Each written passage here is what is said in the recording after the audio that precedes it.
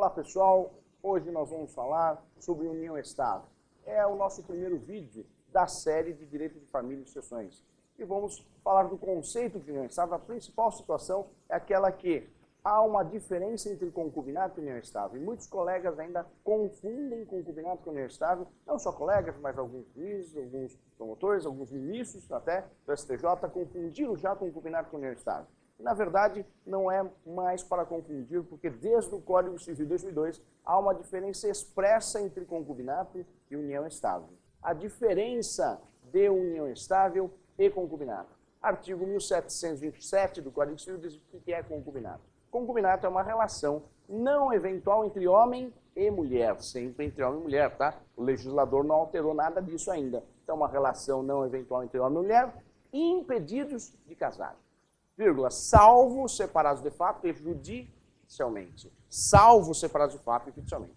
Então, a relação entre os impedidos, menos os separados de fato e judicialmente. Por quê? O artigo 1723, que fala da união estável, inclui o separado judicialmente e o de fato. Ou seja, os dois não constituem concubinato, mesmo estando impedidos. Constituem união estável, que está no artigo 1723 do Código Civil. Então, olha só, o concubinato se dá entre que pessoas? Entre os casados, aqueles que estão casados, e os parentes que não podem casar. É claro que os parentes entre os parentes que não podem casar é uma exceção, né? Uma mãe tem uma relação amorosa com seu filho, um pai tem uma relação amorosa com sua filha, irmãos têm relação amorosa. Existe?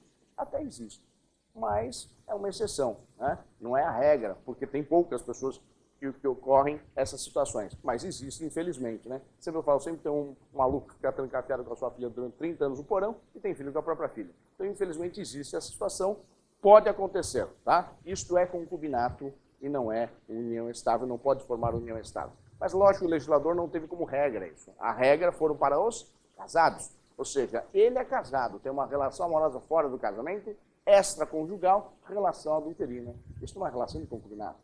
Ela é casada, tem uma relação amorosa fora do casamento, extraconjugal, relação adulterina. Isso é uma relação de concubinato. Por isso que eu costumo dizer, para gravar, ficar fácil para vocês. Amante é sinônimo de concubinato. União estável, artigo 1723 do Código Civil. Artigo 1723 diz assim, ó, é uma relação duradoura entre homem e mulher. Relação duradoura entre homem e mulher. Também é entre homem e mulher, hein? Ah, mas não pode dar entre homossexuais? Não, isso é união homoafetiva, que foi autorizada através de uma DIN, que é a 4277 de 2011 pelo STF. A legislação não mudou. A legislação é somente entre homem e mulher. A DIN, que autorizou a união afetiva como entidade familiar, colocou que os deveres e direitos são iguais da união estável, mas não é união estável, porque quem muda a legislação é só o legislativo e não é o judiciário. O judiciário supriu a omissão da questão da união afetiva. Então, união estável não é união afetiva. A união afetiva foi levada a uma entidade familiar com os mesmos direitos e deveres da união estável. Então, só complementando agora o conceito de união estável, relação duradoura entre homem e mulher, desimpedidos de casar, incluindo-se os separados de fato e judicialmente. Agora, o mais importante, com o objetivo de constituir família. Aqui na união estável, o objetivo é de constituição familiar. Na união estável, o instituto é familiar. E no concubinato é o quê? É safadeza, então é outra coisa. Aqui, na união estável, é família. E a família pode ter direitos assegurados de sucessão, alimentos, adoção, regime de bens. No concubinato, nada. Nada disso. Tem que ter prazo para constituir união estável? Tem que viver sob o mesmo teto para ter direito à união estável, constituir união estável? Olha só. Desde 88, a Constituição Federal de 88 surgiu a união estável. Artigo 226, parágrafo 3º da Constituição Federal.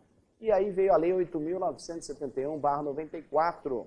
Então, nós tivemos aí um período de 6 anos que a jurisprudência dizia o seguinte, que deverá, para constituir união estável, deverá ter um requisito. 5 anos vivendo sob o mesmo teto. Teria que provar 5 anos vivendo sob o mesmo teto. Então, de 88 a 94 foi assim. A lei de 94, que eu acabei de falar, Lei 8.971/94, de forma expressa, ela diminuiu o prazo. Colocou 2 anos sob o mesmo teto. 2 anos sob o mesmo teto. Bom, isso durou até a Lei 9.278/96. Lei 9.278/96 Outra legislação que acabou, vamos dizer assim, derrogando, não abrogando, mas derrogando, né, foi em parte a revogação da Lei 8.971/94, dizendo o seguinte: duradouro. Duradouro. E veio o Código Civil de 2002, artigo 1723, falou duradouro. Ou seja, se é duradouro, não tem mais prazo. O duradouro não tem mais prazo. Mas como provo, então, se é duradouro? Aí eu coloco o seguinte, sempre eu falo, uma dica importantíssima que muitos colegas acabam se confundindo e não conseguem comprovar lá na ação para reconhecimento de união estável. O duradouro está ligado ao objetivo de constituir família. E como que eu comprovo isso se ela é de fato? Que a união estável normalmente é de fato. Né? Como que eu comprovo isso? Eu comprovo pela fama e pelo tractado. Fama, a sociedade reconhece que eles vivem como se casados fossem. Tractado, se tratam como marido e mulher. Por isso que eu costumo dizer, fica falando muito no Facebook, fica falando que é meu maridão, minha mulher, estamos em família, e às vezes não é só namoro, e começa às vezes a constituir união estável. Tá? Por quê? Essa situação de fama e de tratamento é que começa a comprovação de união estável e que é o duradouro. E mais uma pergunta que todo mundo pergunta é o seguinte: precisa morar sob o meu teto? O duradouro não. Não precisa nem morar sob o meu teto. A jurisprudência já está pacificada que não precisa nem morar sob o meu teto. Portanto, um simples namoro pode virar uma união estável. Pode virar. Por isso que depende da fama e do tractado. Se eu falo que eu sou namorado, eu sou namorado. Para todo mundo eu falo que é minha namorada. Aí não é união estável. Já estou falando para todos. Não tem fama de casado. Não tem fama de união estável e constituição familiar. Tá? Então, isso é o mais importante. Agora, lógico, se você fez um contrato escrito, está simples, está fácil, e aí já está comprovada a união estável. Bom, terminamos esse primeiro vídeo. Seguimos depois com o segundo em outro tema do direito de família. Obrigado.